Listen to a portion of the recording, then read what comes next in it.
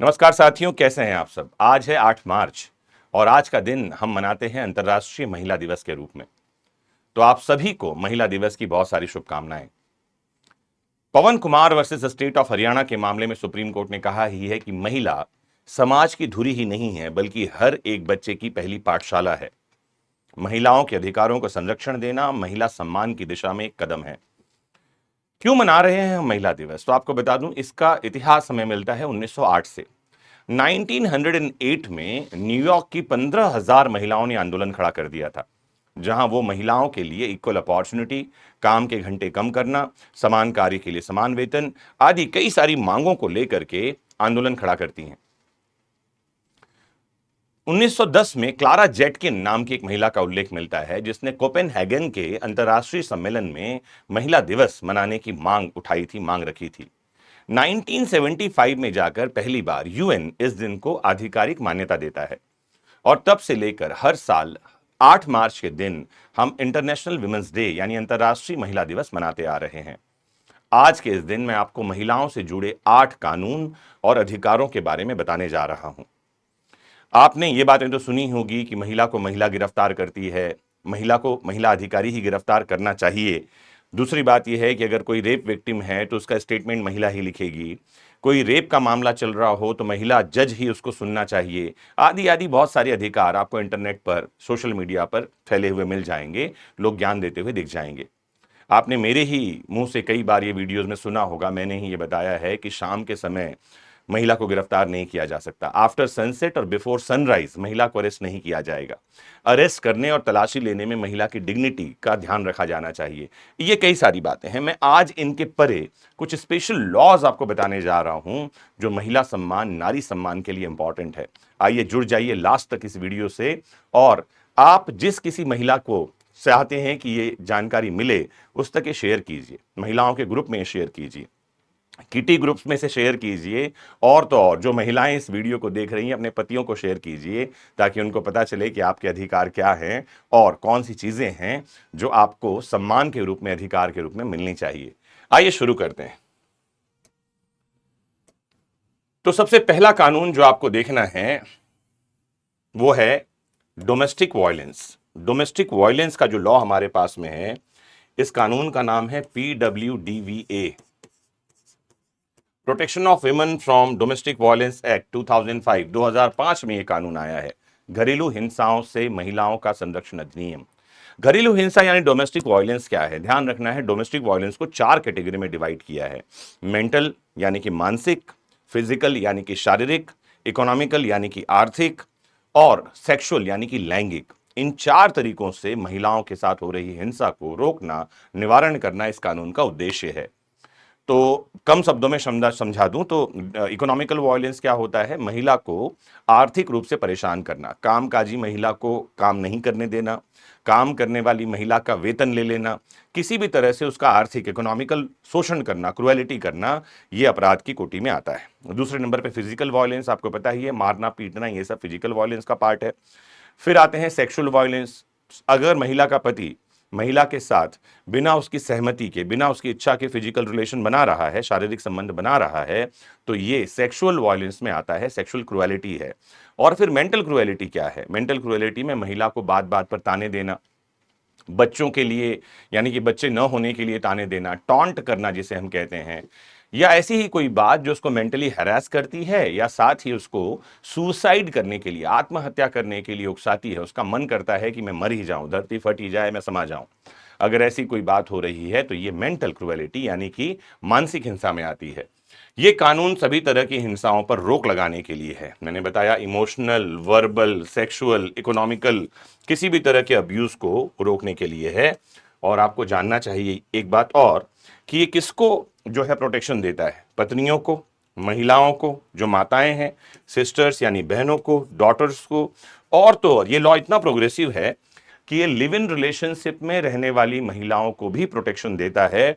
कमाल की बात यह है। और आया कब है? 2005 में। प्रोग्रेसिव लॉ है।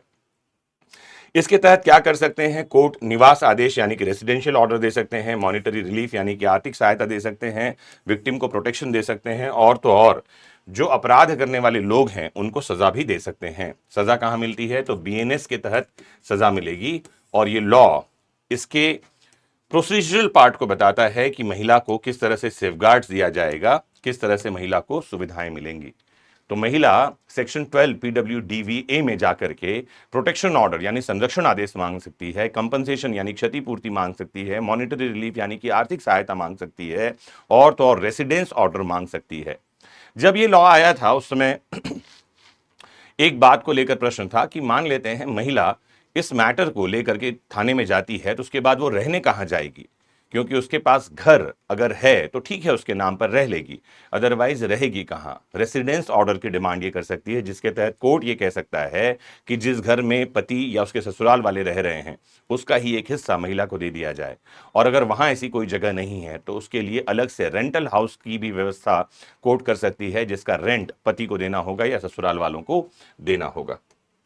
दूसरा इंपॉर्टेंट कानून है पॉश एक्ट। पॉश एक्ट जो है ये sexual harassment, specially work place पर जो होने वाले सेक्सुअल हरासमेंट हैं उनको रोकने के लिए लाया गया था।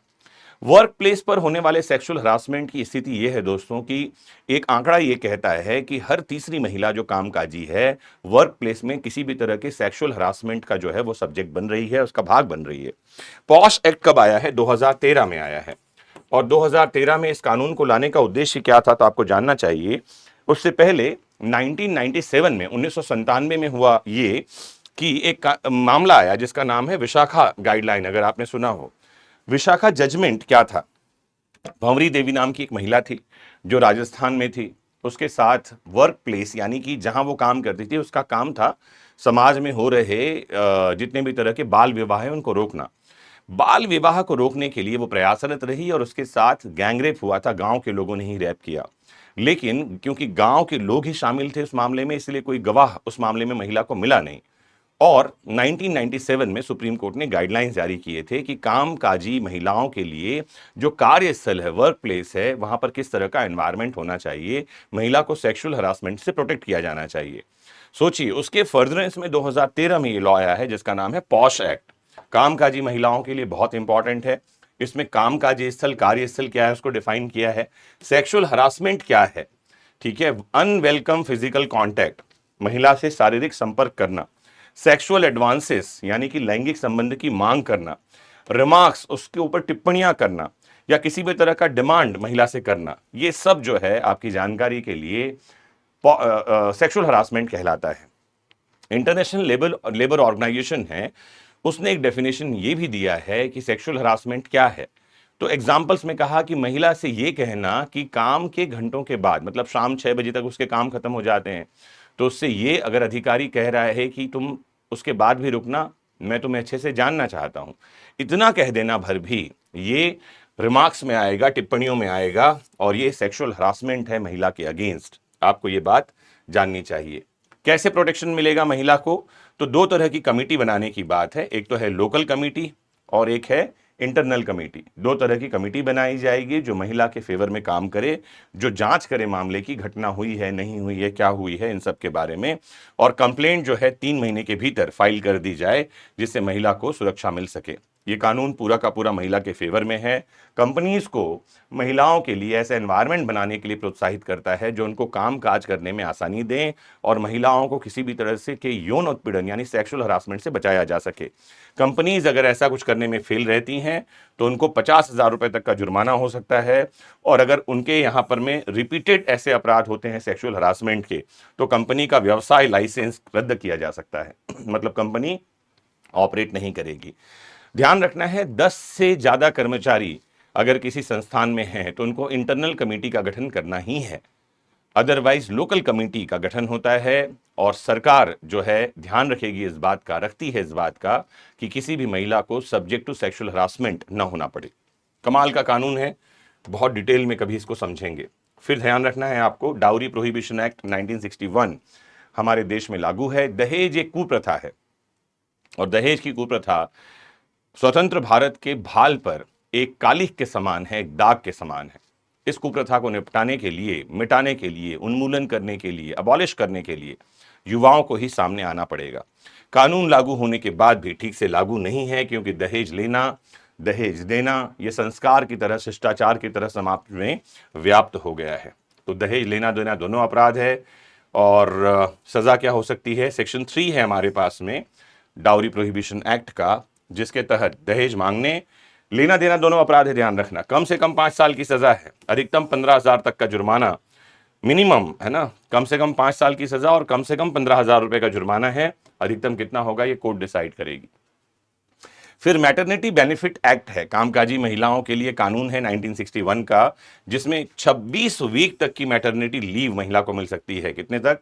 26 सप्ताह की छुट्टी इसको मिल सकती है महिला को, फॉर द फर्स्ट 2 चिल्ड्रन। इस कानून में साफ साफ इस बात को लिखा हुआ है। और गर्भवती महिला के साथ किसी प्रकार का भेदभाव नहीं किया जाना चाहिए। साथ ही अगर ऐसा कोई संस्थान है जहां 50 से ज्यादा एम्प्लॉय काम कर रहे हैं, तो महिलाओं के लिए कृषि रूम यानी शिशु देखभाल कक्ष जो है वो स्टैब्लिश करना कंपलसरी है कंपनीज के लिए, संस्थाओं के लिए। अगर कोई कंपनी, कोई संस्था ये जो गाइडलाइंस हैं, ये जो रूल्स हैं, ये जो प्रावधान है कानून के, इनको कंप्लाई करने में, इनका पालन करने में असफल रहती है, तो 3 महीने तक की सजा, जो कि 1 साल तक बढ़ाई जा सकती है, और 5,000 रुपए तक का जुर्माना लगाया जा सकता है, या दोनों भी एक साथ कंपनी पर, संस्था पर लगाया जा सकता है। एक कमाल का कानून हमारे पास और है, इसे PCNPNDT एक्ट कहा जाता है, pre conception and pre natal diagnosis techniques act 1994। Bharat में कई सारी समस्याओं में से एक बढ़ती हुई समस्या है, उसे कहते हैं भ्रूण हत्या। महिला के गर्भ में ही भ्रूण को मार डाला जाता है। और देखने में तो ये आ रहा है वर्तमान समय में कि जो भ्रूण हत्या हो रही है, फिटिसाइड हो रहा है, वो फिटिसाइड न रहकर फीमेल फिटिसाइड हो गया है। मतलब गर्भ में जिन शिशुओं को मार डाला जा रहा है वो स्त्री, महिला है। और इससे निदान पाने के लिए 1994 में ये लॉ आया है। ये लॉ ये कहता है कि ना तो गर्भधारण के पहले, ना ही गर्भधारण के बाद किसी भी तरह से लिंग चयन किया जा सकता है। जेंडर जो चॉइस है उसको मिटाने के लिए ये कानून काम कर रहा है। और जितने भी डायग्नोस्टिक सेंटर्स हैं, जहां पर में सोनोग्राफी सेंटर्स हैं, जहां पर में डॉक्टर या पैथोलॉजी लैब का जो अधिकारी है वो सोनोग्राफी के माध्यम से ये बता सकता है कि ये महिला है पेट में, या पुरुष है, मेल चाइल्ड है या फीमेल चाइल्ड है, नर है, मादा है, इस बात को कंप्लीटली प्रोहिबिट किया गया है, इसको अपराध बना दिया गया है। तो अल्ट्रासाउंड और डायग्नोस्टिक जो हैं, इनसे जो है जेंडर जो डिटर्मिनेशन है उसको अपराध बनाया गया है। वॉयलेशन यानी इसका उल्लंघन करने पर 3 साल तक की कैद हो सकती है और 10,000 रुपए तक का जुर्माना हो सकता है। आपको ध्यान रखना है। चलता हूं मैं आगे लेकर आपको। तो एक और कानून देखिए, इसका नाम है prohibition of child marriage act. Child marriage यानी बाल विवाह जो है हमारे देश में एक कुप्रथा के रूप में व्याप्त रही है लंबे समय से। और चाइल्ड मैरिज को पहली बार जब रेस्ट्रेंट करने या उसका निषेध करने के लिए कानून आया, तो उस कानून को हम सारडा एक्ट के नाम से जानते हैं। 1929 में हरविलास सारडा नाम के एक समाज सुधारक थे जो कि कानून के बड़े जानकार थे। वो एक कानून लेकर आए थे जिसे हम सारडा एक्ट के नाम से जानते हैं, जो पहला चाइल्ड मैरिज रेस्ट्रेंट एक्ट था। अभी वर्तमान समय में 2006 का prohibition of child marriage act है, जिसे हम बाल विवाह निषेध कानून कहते हैं। बाल विवाह किनके हो रहे हैं पता है आपको? बाल विवाह में अधिकतम महिलाएं ही कम उम्र की हैं जिनका विवाह कर दिया जाता है। शायद इसके पीछे दहेज एक बड़ा कारण है, और माता पिता लड़की को शायद लंबे समय तक पढ़ाने से होने वाले खर्च को बचाने के लिए पहले शादी कर देते हैं। और कई सारी सामाजिक मान्यताएं हैं जिसके तहत महिलाओं की शादी 18 साल से कम कर दी जा रही है, पहले कर दी जा रही है। ये बात और है कि जया जेटली कमेटी बनाई गई थी हाल फिलहाल में ही, जो रिकमेंडेशन ये कर रही है कि महिलाओं की शादी की एज 21 ईयर्स कर दी जानी चाहिए, क्योंकि पुरुषों की पहले से 21 ईयर्स है। और इससे जेंडर इक्वलिटी आएगी, मतलब लैंगिक समता आएगी, क्योंकि महिला 18 साल की है, पुरुष 21 साल का है, तो वैसे ही जेंडर डिस्क्रिमिनेशन हो रहा है। और क्योंकि महिला की आयु कम है, she is subjected to various kinds of cruelty. तो बाल विवाह निषेध कानून है, 18 साल से ऊपर की महिला की शादी हो सकती है और 21 साल से ऊपर के पुरुष का विवाह किया जा सकता है। आपको ध्यान रखना है।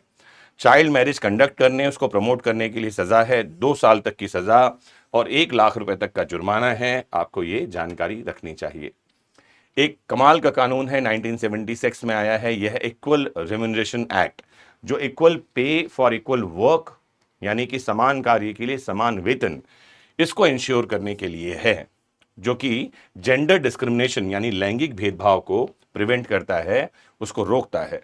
तो नियुक्ति यानी अपॉइंटमेंट, रिक्रूटमेंट, वेतन यानी कि वेजेस, और पदोन्नति यानी कि प्रमोशन, इन सब में इक्वलिटी होगी, इस बात को श्योर करने के लिए, इंश्योर करने के लिए कानून लाया गया है। अगर कोई संस्था, कोई कंपनी इसका वॉयलेशन यानी उल्लंघन करती है तो ध्यान रखना है 1 महीने तक का कारावास हो सकता है और पेनल्टीज हो सकती है रिपीटेड ऑफेंस के लिए। आपको इस बात को जानना चाहिए।